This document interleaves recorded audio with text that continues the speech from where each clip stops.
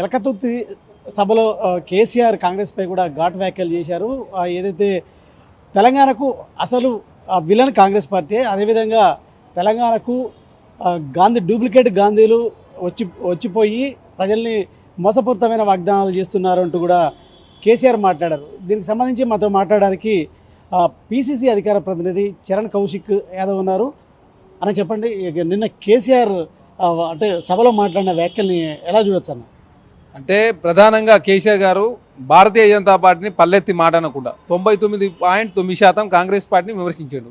Only Bharatiya Janata party అన్నది ఏంటంటే 11 సంవత్సరాల కాలంలో తెలంగాణకు 11 పైసలు మాత్రం ఇవ్వలేదని చెప్పేసి ఏదో కంటి చూపు చర్యలో భాగంగా మాత్రమే భారతీయ జనతా పార్టీని జస్ట్ వన్ వర్డ్ అనకుండా అన్నట్టు అన్న సందర్భం జరిగింది.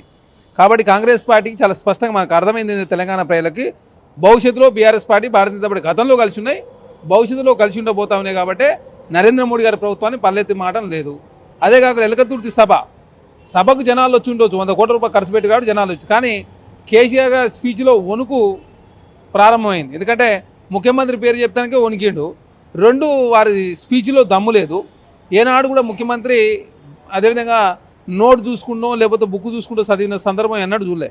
తెలంగాణ ఉద్యమం కావచ్చు, తను తెలంగాణ రాష్ట్రంలో ముఖ్యమంత్రి ఉన్నప్పుడు కావచ్చు, అంతకుముందు కేంద్ర మంత్రి కావచ్చు, అదేవిధంగా రాష్ట్ర రాజకీయాలు క్రియాశీలకంగా ఉన్నప్పుడు కూడా ఏనాడు కూడా పుస్తకం చూస్తూ మాట్లాడిన సందర్భం తెలంగాణ ప్రజలు చూడలేదు. కాబట్టి కేసీఆర్ గారికి నిరాశ నిస్పృహ, తెలంగాణ సమాజంలో బీఆర్ఎస్ పార్టీ ఆదరణ కరువైతుందని చాలా స్పష్టంగా వారి స్పీచ్లో కనపడ్డది. తెలంగాణ రాష్ట్రంలో కాంగ్రెస్ ప్రభుత్వం ఇచ్చిన హామీలన్నీ నెరవేరుస్తూ ఉన్నారు కాబట్టి ఏదో కాంగ్రెస్ పార్టీ మీద మాట్లాడాలి కాబట్టి దానిలో భాగంగా మాట్లాడినట్టు కనపడతాం. ఇప్పుడే మీరు ఇచ్చిన హామీలన్నీ కాంగ్రెస్ పార్టీ నెరవేరుస్తుందని మీరు అంటున్నారు కదా. కేసీఆర్ ఏమంటే 10 ఏళ్లలో అంటే తెలంగాణని కొట్టాడు తీసుకొచ్చి 10 ఏళ్లలో తెలంగాణ అగ్రగామిగా నిలబెట్టాము, ఇప్పుడు 14వ స్థానానికి పడిపోయింది. అదేవిధంగా ఈ 15 నెలల్లో కాంగ్రెస్ మోసపూరిత వాగ్దానాలతో కూడా తెలంగాణ ప్రజలు ఆగమాగమవుతున్నారు, ప్రజలు ఆలోచించుకోవాలంటూ కూడా కేసీఆర్ మాట్లాడండి. ప్రజలు ఆగం కావట్లే, కల్వకుంట్ల కుటుంబం ఆగమవుతుంది, వాళ్ళ బంధువులు ఆగమవుతున్నారు. ఎందుకంటే తెలంగాణ నిండా ముంచింది మీరే కదా. తెలంగాణ 70,000 కోట్ల మిగిలిబడితో తెలంగాణ ఇస్తే 7 లక్షల కోట్ల అప్పు చేసి తెలంగాణ దివాలా తీపించింది మీరు. 11వ రోజు ఆర్బీఐ మీద ఆధారపడి ఓడీలు తీసుకొచ్చి రాష్ట్రాన్ని నడిపే పరిస్థితి. సంవత్సర కాలం పట్టింది తెలంగాణ రాష్ట్రంలో సర్దుకోవడం కోసం. ఎందుకంటే ఖర్చులు తక్కువ చేసుకుని ఆదాయ మార్గాలు పెంచుకునే కార్యక్రమం కావచ్చు. గతంలో కేసీఆర్ పెట్టిపోయినటువంటి బాకీలు 40,000 కోట్ల రూపాయల కాంట్రాక్టులకు బాకీ పెట్టిపోయిండు, 1,200 కోట్ల రూపాయల సర్పంచ్లకు, అదేవిధంగా మిగతా పేమెంట్లకు ఒక 60,000 కోట్ల రూపాయలు, మొత్తం కలిసి 1,10,000 కోట్ల రూపాయల కాంట్రాక్టులు పెండింగ్ పెట్టిపోయిండు. ఆరోగ్యశ్రీకి దాదాపు 900 కోట్ల రూపాయలు పెండింగ్ పెట్టిపోయిండు. ఇట్లా చెప్పుకుంటూ పోతే మహిళా సంఘాలకు 45,000 కోట్ల రూపాయలు, యాదవులకు 7,000 కోట్ల రూపాయలు, విద్యార్థులకు 5,500 కోట్ల రూపాయలు. అదేవిధంగా చాలా హామీలు కేసీఆర్ గారు ఇచ్చినటువంటి హామీలు, కోడుమూలు 14 లక్షలు పంచుతానని చెప్పేసి ఏదో తాత్కాలిక ప్రారంభించాడు. అదే కాకుండా డబుల్ బెడ్ 7 లక్షలు ఇస్తానని చెప్పేసి 70,000 మాత్రం ఇచ్చిపోయిండు. ఇట్లా నిరుద్యోగులకు సంబంధించి 2 లక్షల ఉద్యోగాలు మొదటి సంవత్సరం ఇస్తానని చెప్పేసి వారిని మోసం చేసిండు. రుణమాఫీ చేయకుండా ఓన్లీ వడ్డీ మాత్రమే మాఫీ చేసి 9,000 కోట్ల రూపాయలు ఎగ్గొట్టిపోయింది మీరే. ఒకటి చెప్పండి, ఇప్పుడు మీరేమో కాంట్రాక్టర్లకు డబ్బులు ఎగ్గొట్టిపోయినరు కేసీఆర్ అని చెప్పేసి కేసీఆర్ ప్రభుత్వం మీరు అంటారు, కానీ కాంట్రాక్టర్లకు దగ్గర 30% కమిషన్ తీసుకుంటున్నారు. అది ప్రత్యక్ష సాక్ష్యం. 200 మంది కాంట్రాక్టర్లు డిప్యూటీ సీఎం బట్టి విక్రమార్క ఛాంబర్లో ఆందోళన ప్రత్యక్ష సాక్ష్యం అంటూ కూడా కేసీఆర్ అంటారు. ఎలా చూడొచ్చు? ఇది డెమోక్రసీ ఉంది కాబట్టి కాంగ్రెస్ పార్టీలో ధర్నా చేశారు. వాళ్ళ కనీసం ధర్నా చేసుకునే అవకాశం కాంగ్రెస్ పార్టీ కల్పించింది. మీరు 30% గతంలో కాళేశ్వరంలో తీసుకున్నారు కాబట్టి ఆ ప్రాజెక్ట్ కుంగిపోయింది, కూలిపోయింది. ఎందుకంటే ఇరిగేషన్ ప్రాజెక్టుల మీద కేసీఆర్ గారు 1,80,000 కోట్ల రూపాయలు ఖర్చు పెట్టి ఓన్లీ కాళేశ్వరానికే 1,02,000 కోట్ల రూపాయలు. ఆ కాళేశ్వరం ద్వారా తెలంగాణలో ఒక ఎకరా భారతలేదంటే 1,02,000 కోట్లలో స్ట్రైట్ అవే 30,000 కోట్ల రూపాయలు మీరే తీసుకున్నట్టు చాలా స్పష్టంగా కనపడుతుంది. అందుకే దుబాయ్లో కావచ్చు, అదేవిధంగా తెలంగాణ రాష్ట్రంలో విపరీతంగా ఆస్తుల సంపాదన మీకు పెరిగింది. మీ పార్టీ అకౌంట్లో 1,550 కోట్ల రూపాయలు ఉన్నాయి. మీకు నమస్తే తెలంగాణ వచ్చింది, టీ న్యూస్ వచ్చింది. కాబట్టి మీకు గతంలో తీసుకురు కాబట్టి కాంగ్రెస్ ప్రభుత్వం మీ విమర్శలు చేసే ప్రయత్నం మీరు చేస్తూ ఉన్నారు. తెలంగాణ రాష్ట్రంలో కాంగ్రెస్ ప్రభుత్వం అధికారులకు వచ్చిన తర్వాత ఖర్చులు తక్కువ చేసుకుని ఆదాయ మార్గాలు పెంచుకునే ప్రయత్నంలో కాంగ్రెస్ ప్రభుత్వం ముందుకు పోతా ఉంది. కాంట్రాక్టులకు మీరు చెల్లించని పైసలు చెల్లించే ప్రయత్నం కాంగ్రెస్ పార్టీ చేస్తూ ఉంది. కాబట్టి చూసి ఓరలేక కాంగ్రెస్ ప్రభుత్వం విమర్శలు చేసినా చాలా స్పష్టంగా కనపడదు. అందుకే ఆయన మాట్లాడటం వణుకు స్టార్ట్ అయిందంటే చాలా స్పష్టంగా కాంగ్రెస్ పార్టీ మంచి చేస్తుంది కాబట్టి తనబడించే ప్రయత్నం చాలా స్పష్టంగా వారి స్పీచ్లో చాలా స్పష్టంగా కనపడింది. ఎలకతుర్తి సభను అనుమానంగా అడ్డుకోవడం, లారీలో అడ్డుపెట్టి కూడా అడ్డుకున్నారట, అది వాస్తవేనా? మీరు ఇప్పుడు ఎలకతుర్తి సభను మేము అడ్డుకునే ఎందుకు అంతమంది వస్తారు? మీరు 100 కోట్ల రూపాయలు ఖర్చు పెట్టిన సభ ఉచితంగా ఎవరు రాలే. ఎడ్ల బండికి 2,500 రూపాయలు, ఒక వ్యక్తికి 500 రూపాయలు తీసుకొచ్చారు. తర్వాత తెలంగాణ రాష్ట్రంలో ప్రధానంగా మీ అకౌంట్లో 1550 కోట్ల రూపాయలు ఉన్నాయి. వైట్ ఏమంటే 100 కోట్ల రూపాయలు ఖర్చు పెట్టారు. ప్రతి నియోజకవర్గాలు 20 నుంచి 30 లక్షలు 50 లక్షలు కోటిన్నరకు ఇచ్చిన సందర్భం చూసి కదా. అనవసరంగా కాంగ్రెస్ ప్రభుత్వాన్ని విమర్శించే ప్రయత్నంలో మీరు స్వచ్ఛందంగా కాంగ్రెస్ మీద విరక్తితో వచ్చారని వాళ్ళు అంటుంటే మీరేమో డబ్బులు ఖర్చు పెట్టారు. మీరు చర్చకు సిద్ధం, చర్చకు సిద్ధం. మీరు ఆర్బీఐకు అదే సెంట్రల్ ఎలక్షన్ కమిషన్కు రిపోర్ట్ చాలా స్పష్టంగా 1550 కోట్లు ఉన్నాయి. ఇలా 1550 కోట్లు ఉన్నాయా? లేవు కదా మీ అకౌంట్లో. అంతకుముందు ఎమ్మెల్సీ ఎలక్షన్ వరంగల్ జరిగినప్పుడు 60 కోట్ల రూపాయలు వైట్ అమౌంట్ ఖర్చు పెట్టారు. రాకేష్ అకౌంట్లకు 60 కోట్లు పోయినాయి. ఎందుకు? ఎమ్మెల్సీ ఎలక్షన్లో నిబంధన లేదు, అంత ఖర్చు పెట్టాలి. ఎమ్మెల్యేకు ఉన్నది, లోక్సభకు ఉన్నది, రాజ్యసభలో కౌన్సిల్ లేదు. కాబట్టి మీ ఇష్టం వచ్చినట్టు పైసలు ఖర్చు పెట్టు. మేము అంటా ఉన్నాగా 9 సంవత్సరాల మీ పాలన, 15 నెలల మా పాలన, 11 సంవత్సరాల నరేంద్ర మోడీ గారి పాలన, అందరి అది సంబంధించిన మేనిఫెస్టోలు తీసుకొచ్చి కూర్చుందాం. మేమేన్ని నెరవేర్చినాం, మేమేం చేసినాం, మీరేం చేసిరు.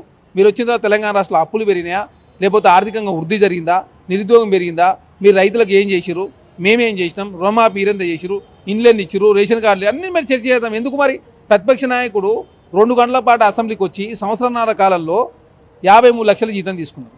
మరి అధికారంలో ఉన్నప్పుడు ముఖ్యమంత్రిగా పామోలు ఉండి, ప్రతిపక్షంలో బీఆర్ఎల్పీ నేతగా బీఆర్ఎస్ పార్టీ అధ్యక్షుడిగా మరి పామోలు ఎందుకు? మరి 2 పదవులు, ఒక పదవి బీసీలకు ఇస్తే అయిపోదు కదా. బీసీలు నిండా ముంచిరు అన్నాడు. 34% ఉన్న రిజర్వేషన్ను 18% కుదించారు. కాబట్టి బీసీలను కాంగ్రెస్ పార్టీ 42% రిజర్వేషన్ ఇస్తూ ఉంది. అదేవిధంగా బీసీని కాంగ్రెస్ పార్టీ పీసీ ప్రింట్ చేసింది. కాబట్టి మీ పార్టీ అధ్యక్షుడు చేస్తావా, బీఆర్ఎల్పీ నేత బీసీలో చేసిన నష్టాన్ని పూడ్చుకోవాలని చెప్పేసి కాంగ్రెస్ పార్టీ కోరుతాం. మీరు పదే కాంగ్రెస్ ప్రభుత్వాన్ని బీఆర్ఎస్ కూలగొట్టాలని చూస్తుందని చెప్పేసి మీరు పదే మాట్లాడుతున్నారు. కేసీఆర్ ఏమంటుందంటే మేము కూడా కూలగొట్టాల్సిన అవసరం లేదు, ఖచ్చితంగా 5 ఏళ్ళ అధికారంలో కాంగ్రెసే ఉండాలి, ప్రజలే కూలగొడతారు, మాకు కూలగొట్టాల్సిన అవసరం ఏందని కూడా కేసీఆర్ అంటున్నారు. ఇప్పుడు ప్రతిదాన్ని ప్రజల మీద నెట్టే ప్రయత్నం ఎందుకు? తెలంగాణ ఉద్యమం జరుగుతున్నప్పుడు ప్రజల మీద నెట్టిరు.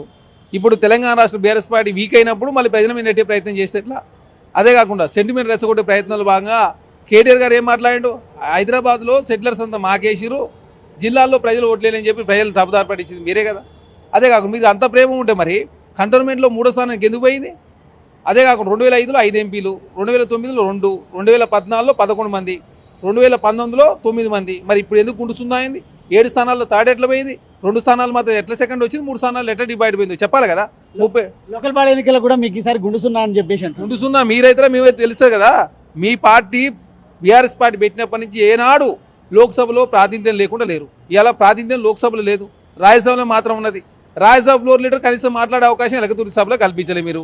తర్వాత కౌన్సిల్లో అదే ప్రతిపక్ష నేత మధుసూదన్ చారికి అవకాశం ఇవ్వలేదు. బీఆర్ఎస్ పార్టీ వర్కింగ్ ప్రెసిడెంట్ మాట్లాడలే. స్వాగతోపన్యాసం దయాసాగర్ గారు ఇచ్చిరు, ఫినిషింగ్ కేసీఆర్ గారు చేసి. ఎందుకు? కేటీఆర్ గారు మాట్లాడితే హరీష్ రావు గారు మాట్లాడాలి, హరీష్ రావు గారు అలుగుతాడు, మరి కల్వకుంట్ల కవిత అలుగుతుంది. కాబట్టి ఎవరికి అవకాశం ఇవ్వకుండా కేసీఆర్ గారు మాట్లాడి వెళ్ళిపోతే తెలంగాణ సమాజం ఎట్లా అనుకుంటారో?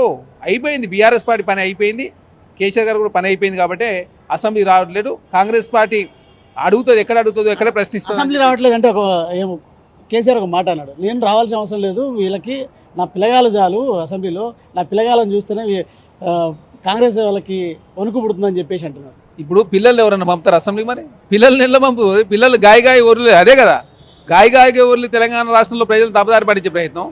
అంటే బైకాట్ చేస్తారు అసెంబ్లీ వాళ్ళు, అసెంబ్లీ బైకాట్ చేస్తారు, ఏది పడితే అది మాట్లాడుతున్నారు. కాబట్టి కాంగ్రెస్ పార్టీగా మేము ఒకటే కోరుతా ఉన్నాం, మేము చర్చ చేయడానికి సిద్ధంగా ఉన్నాం. మేము వచ్చిన తర్వాత జిఎస్టీ పెరిగిందా, లేకపోతే తలసరి ఆదాయం పెరిగిందా, మేము వచ్చిన తర్వాత రైతు ఆత్మహత్యలు ఏంది, మేము వచ్చిన తర్వాత బోనస్ ఏంది, రుణమాఫీ ఏంది, ఇందిరమ్మ ఇండ్లు ఏంది, సన్న బియ్యం ఏంది, లేకపోతే తెలంగాణ రాష్ట్ర వైట్ రేషన్ కార్డులు ఏంది, తెలంగాణ రాష్ట్ర కాంగ్రెస్ ప్రభుత్వం వచ్చిన తర్వాత ఏం చేసి ఎడ్యుకేషన్ మీదైనా, హెల్త్ మీదైనా, RRR మీదైనా, మూసీ మీదైనా, హైడ్రా మీద అన్ని మీరు చర్చ చేద్దాం రండి. మరి ఎందుకు ప్రజలు మీరు ప్రతిపక్షంలో కూర్చొని అవకాశం ఇస్తే గజ్వేల్లో ప్రజలు గలరు, రాష్ట్రంలో ప్రజలు కలవకుండా ఒట్టే పామలో కూర్చొని ఎందుకు ఈ పొంగనాలు కొట్టుడు? ఇన్ని రోజులు ఎందుకు అనే అవకాశం ఇచ్చినా ఇప్పటి నుంచి ప్రజల్లోకి వస్తా, సంగతి తేలిస్తా, కాంగ్రెస్ సంగతి తేలుస్తావు ప్రజా క్షేత్రంలో అని చెప్పేసి కూడా కేసీఆర్ అంటున్నాడు. కాంగ్రెస్ పార్టీ ఒకటే కోరుతుంది, 17 గంటల పాటు రికార్డు స్థాయిలో అసెంబ్లీ నిర్వహించింది కాంగ్రెస్ పార్టీ. ఆనాడు మీరు అధికారంలో ఉండి ప్రతిపక్షాలకు అవకాశం ఇవ్వలేదు, మేము ప్రతిపక్షాలకు అవకాశం ఇస్తా ఉన్నాం. మీడియా మీద తెలంగాణ రాష్ట్రంలో ఎక్కడ ఆంక్షలు. కాబట్టి మీరు అసెంబ్లీ రావాలి, ప్రజాక్షేత్రంలోకి వచ్చి మీరు ప్రశ్నిస్తే కాంగ్రెస్ పార్టీ సమాధానం చెప్తుంది. మేము ఏం చేసినామో సమాధానం చెప్తాం కదా.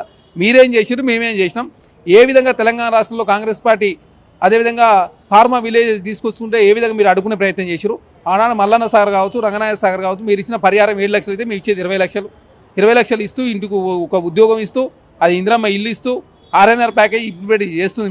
మీరా తేలిపోతుంది. తెలంగాణ రాష్ట్రంలో పోలీసింగ్ వ్యవస్థ కావచ్చు, అధికారులు కావచ్చు, దోపిడీ కావచ్చు, అన్నింటి మీద చర్చ చేద్దాం. మీరు వచ్చి మాట్లాడితే అన్ని విషయాలు కాంగ్రెస్ పార్టీ సమాధానం చెప్తానికి సిద్ధంగా ఉంది. ఎక్కడ కూడా పారిపోతలేదు కాంగ్రెస్ పార్టీ. రేవంత్ రెడ్డి గారి పేరు దలిస్తానికే కేసీఆర్ గారికి వణుకు వస్తుందంటేనే అర్థమైంది. ఆయన వణుకు అక్కడనే వస్తే పేరు దలిస్తానికి అసెంబ్లీకి వచ్చే పరిస్థితి కనపడతలేదు. కాబట్టి బీఆర్ఎల్పీ నేతన బీఆర్ఎస్ అధ్యక్షుడా బీసీలకు ఇవ్వాలని చెప్పి కాంగ్రెస్ పార్టీని కోరుతాం. Thank you. మొత్తంగా రేవంత్ రెడ్డిని చూస్తేనే కేసీఆర్కి ఉనికి వస్తుంది. కాబట్టి ఖచ్చితంగా అసెంబ్లీకి రావట్లేదు. ఏదో ఈ సభ ద్వారా అంటే వేల కోట్ల దోచుకొని ఈ సభ దోచుకునే సొమ్ముతో కూడా కమిషన్లతో కూడా సభ నిర్వహించింది ఎలకతుర్తిలో. మేము అడ్డుకుంటే అంతమంది జనం వచ్చారా అంటూ కూడా కౌశిక్ యాదవ్ చెప్తున్నారు. కెమెరామెన్ శ్రీకాంత్తో శ్రీనివాస్, మెగా 9 టీవీ, హైదరాబాద్.